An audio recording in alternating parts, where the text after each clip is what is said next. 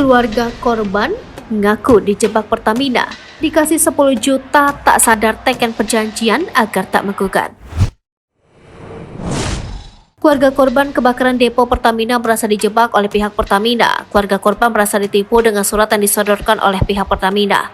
Keluarga Iriana, korban meninggal dalam insiden kebakaran depo Pertamina Pelumpang, dijebak dengan menandatangani surat perjanjian.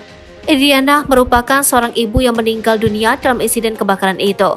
Anak Iriana, Sulistiawati, mengaku disodorkan sebuah surat untuk ditandatangani.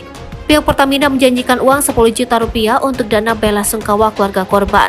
Namun ternyata Sulistiawati turut menandatangani surat perjanjian tidak akan melakukan gugatan ke depannya.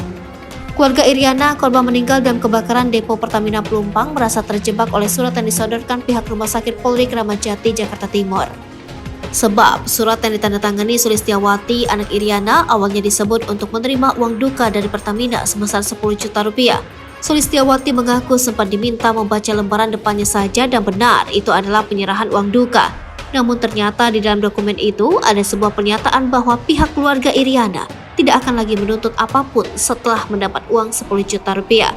Irianto, kakak Sulistiawati, merasa ada permainan yang dilakukan oleh pihak pertama dengan RS Polri Kramat Jati untuk memperdayai keluarga korban kebakaran.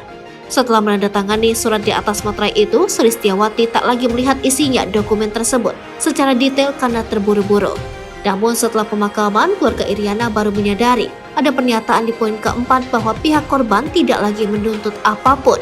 Hal ini membuat Irianto geram dengan permainan yang dilakukan oleh Pertamina yang menjebak adiknya. Penyerahan uang itu dilakukan ketika psikologis adiknya sedang terpuruk dan tak membacanya secara detail soal surat tersebut.